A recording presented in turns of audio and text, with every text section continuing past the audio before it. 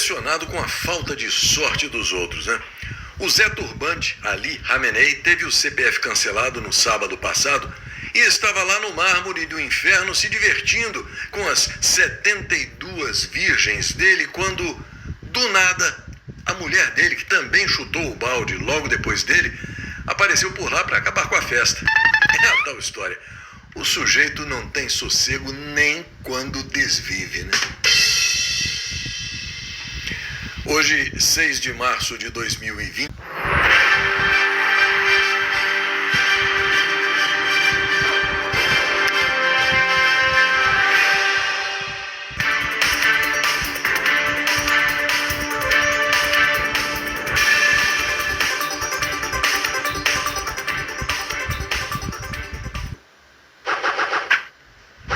Na Gazeta Brasil, a informação de que o estado de saúde de Luiz Felipe Machado de Moraes Mourão, conhecido como Sicário, segue gravíssimo, de acordo com a Secretaria de Saúde de Minas Gerais. Ele permanece internado no Centro de Terapia Intensiva do Hospital João 23, em Belo Horizonte, após ter sido socorrido dentro da Superintendência da Polícia Federal, onde estava preso. Uma frase resume os recentes acontecimentos no Fazendão. Só mesmo no Brasil, o sicário se mata com medo de ser morto. Pois é, se você ainda não sabia, fique sabendo que ressuscitaram o sicário, porque, no fim das contas, foi revelado que o sicário nunca esteve morto. O hospital em Belo Horizonte sequer iniciou o protocolo para declarar a morte encefálica dele. E aí a pergunta que não quer calar é: a quem na Polícia Federal interessava declarar a morte de uma testemunha tão rapidamente? E nesse festival de maluquices agora surge o popular Lindinho Farinha, dizendo que o presidente Jair Bolsonaro e o ex-presidente do Banco Central, Roberto Campos Neto, foram aqueles que criaram o esquema do bando master. Bom, pelo visto, Lindinho Farinha, acostumado a falar besteira, mudou de fornecedor e recebeu um produto contaminado ou vencido, porque dessa vez o Paulo Freireanismo dele brotou com força, entrando pelo nariz e desmantelando o que ainda havia de cérebro, né? Ainda no caso Master, o meliante togado terrivelmente crente do pé quente mandou a Polícia Federal transferir o vigarista Daniel Vorcaro para a Penitenciária Federal de Brasília, atendendo a um pedido da Polícia Federal e entendendo que há condições que justifiquem a condução de Vorcaro a um estabelecimento que garanta maior segurança a ele e à própria investigação. Segundo o Space Liberdade, o terrivelmente crente do pé quente também disse que o inquérito do bando Master seguirá as provas, mesmo que elas levem a integrantes do Sindicato do Crime Organizado. Por falar nisso, os dados da Polícia Federal mostram que Daniel Vorcaro mantinha contato com o satânico psicopata golpista lobista desde 2023. A PF também encontrou mensagens de Daniel Vorcaro com Ciro Nogueira, que era chamado pelo banqueiro vigarista de grande amigo de vida. As informações obtidas pela Polícia Federal levaram os investigadores a verificar se há indícios de crimes envolvendo o Sacripanta e o presidente nacional do PP. A revista Oeste traz uma notícia sobre o relacionamento do banqueiro vigarista Daniel Vorcaro com o, ao que tudo indica, empregado dele, o satânico psicopata golpista lobista. A notícia revela com clareza o sistema de 2 pesos, 2 medidas, utilizado de maneira explícita pelo psicopata no Sindicato do Crime Organizado, que opera nas dependências do antigo STF, lá na Praça dos Três Podres Poderes. A matéria da revista Oeste informa que o indivíduo utilizou, no julgamento de Débora Rodrigues dos Santos, uma suposta exclusão de mensagens de celular como fundamento para condenar Débora por ela ter pintado uma estátua com batom durante os atos do 8 de janeiro. Entretanto, as informações apuradas pela Polícia Federal mostram que o próprio meliante togado indiretamente vinculado a Daniel Vorcaro pela singela quantia de 129 milhões de reais, recorreu a mensagens de visualização única, que desaparecem automaticamente ao serem lidas, quando ele se comunicou com o ex-banqueiro Daniel Vorcaro, que tinha ordem de prisão iminente. Ao votar contra Débora, o psicopata afirmou que a conduta atribuída a ela indicaria uma tentativa deliberada de ocultar provas.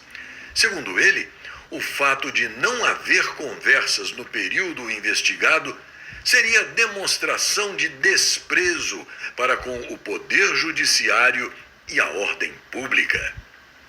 Traduzindo em bom português, exatamente a postura adotada pelo psicopata golpista lobista nas comunicações com o que, ao que tudo indica, patrão dele, né?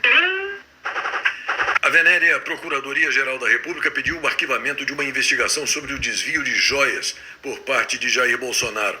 As joias em questão foram entregues ao verdadeiro presidente de todos os brasileiros como presente pelos mandatários da Arábia Saudita.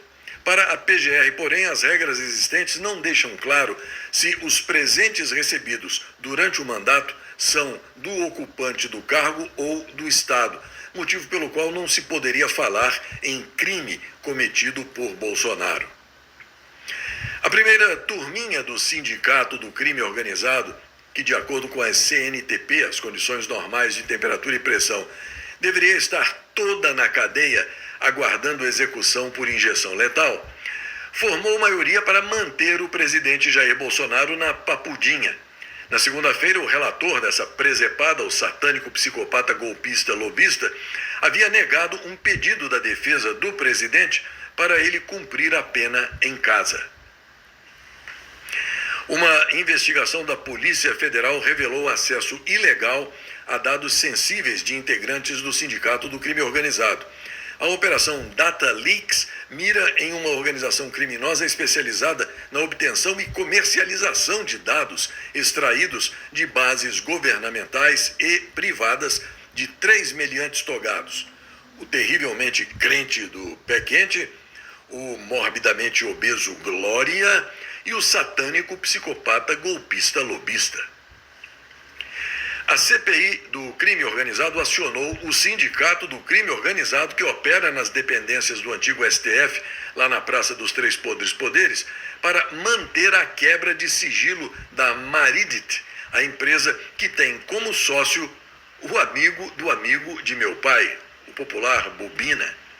Na semana passada, o meliante togado, conhecido popularmente como Laxante Beisola, havia suspendido a medida, apresentando a justificativa esfarrapada de que a comissão ultrapassou limites e não apresentou uma ligação concreta com investigações sobre facções criminosas. Tudo, claro, para aliviar a barra do coleguinha de toga. Como sempre, eu abro um parêntese neste NetJornal para chamar a sua atenção para a premente necessidade de ajuda. No fazendão da preguiça institucionalizada, o Covil de 81 inúteis e covardes aprovou a ampliação da licença paternidade para 20 dias. O projeto agora será encaminhado para a sanção do quadrilheiro preguiçoso Mor, que vaga ébrio pelos corredores do Planalto. Circula com insistência nas mídias sociais a informação de que a Agência Central de Inteligência Norte-Americana, a CIA, traduziu secretamente, em 1951, um artigo soviético que explicava que os parasitas e o câncer se comportam de maneira bioquímica quase idêntica. Os mesmos medicamentos antivermes, como o Miracil D e os análogos de guanina, matavam tanto a esquistossomose quanto os tumores em laboratório. Os norte-americanos sabiam. Eles leram o artigo, classificaram o artigo como confidencial e o mantiveram trancado dentro de um cofre durante 60 anos. Isso explica o motivo de os antiparasitários funcionarem tão bem na cura do câncer como se tem visto nos últimos tempos. Na Gazeta do Povo, a notícia de que a Rússia está ajudando o Irã a localizar alvos dos Estados Unidos durante a guerra, incluindo navios de guerra e aviões, segundo 3 fontes anônimas familiarizadas com os serviços de inteligência russos. O relato foi passado ao jornal The Washington Post. A França autorizou os Estados Unidos a usarem bases francesas no conflito do Oriente Médio, segundo uma emissora.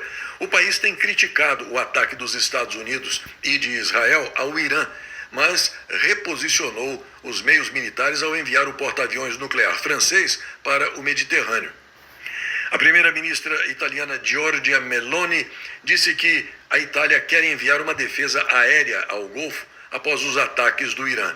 Giorgia Meloni afirmou que a ação é necessária, sobretudo porque dezenas de milhares de italianos vivem naquela região e cerca de 2.000 militares italianos estão mobilizados ali.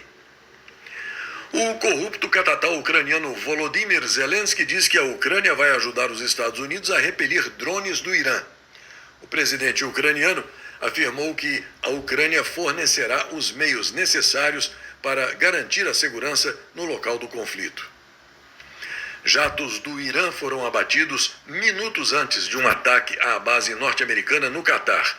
O sistema de defesa do Catar identificou que aviões iranianos carregavam bombas e munições guiadas e agiu para impedir a ofensiva. O Azerbaijão fechou o espaço aéreo do país durante 12 horas após acusar o Irã de um ataque. Mísseis e drones caíram no território do aeroporto no enclave azeri de Nakhchivan. O país disse que 2 pessoas ficaram feridas. As Forças Armadas do Irã negam que tenham atacado. Os curdos do Iraque estão negando um plano para enviar forças para o Irã. A CIA, por outro lado, está trabalhando para armar as forças curdas iranianas com o objetivo de fomentar um levante popular no Irã. O Irã está dizendo que o Estreito de Hormuz está fechado para os Estados Unidos, Israel e Europa. A Guarda Revolucionária do Irã afirmou que, se embarcações desses países e de apoiadores dos adversários estiverem na região, certamente serão atingidas. Donald Trump diz que precisa estar envolvido na escolha do novo líder do Irã. Durante a entrevista, o presidente dos Estados Unidos também descartou a possibilidade de Mojtaba Khamenei, o filho do Zé Turbante Ali Khamenei, suceder o pai, dizendo que ele não tem peso, ele é um calça branca. Na Gazeta do Povo, a informação de que Donald Trump descartou qualquer negociação com o Irã e diz que só aceitará uma rendição incondicional. A revista Oeste informa que o presidente dos Estados Unidos, Donald Trump, receberá amanhã em Doral, aqui na Flórida, líderes latino-americanos alinhados à política externa de Washington. O evento, chamado de Cúpula Escudo das Américas, foi confirmado pela Casa Branca. Em nota, o governo norte-americano afirmou que pretende reunir os aliados mais fortes do hemisfério para discutir liberdade, segurança e prosperidade na região. Como o CL News informou ontem, o atual ocupante do Planalto, quem quer que seja ele, não foi convidado. Estados Unidos e Venezuela concordaram em restabelecer relações diplomáticas. O restabelecimento das relações norte-americanas com a ditadura interina venezuelana busca avançar no processo de estabilidade, economia e reconciliação política no país. Neste dia 6 de março, em 1855, Manuel da Mota Coqueiro, um rico fazendeiro da região norte fluminense, entrava para a história como o último condenado à morte que teve a pena executada no Império Brasileiro. Em 1869, o físico e químico russo Dmitry Mendeleev apresentava a primeira tabela periódica à Sociedade Russa de Química. Em 1899, a Bayer, uma empresa química e farmacêutica alemã, registrava a aspirina como propriedade industrial. Em 1927, ocorria o lançamento do filme alemão de ficção científica Metrópolis, realizado pelo cineasta austríaco Fritz Lang. Em 1957, Gana se tornava o primeiro país subsaariano a ganhar independência dos britânicos. Em 1980, a escritora belga Marguerite Yourcenar se tornava a primeira mulher eleita para a Academia Francesa. Em 1994, um referendo na Moldávia resultava no eleitorado votando contra a possibilidade de reunificação com a Romênia.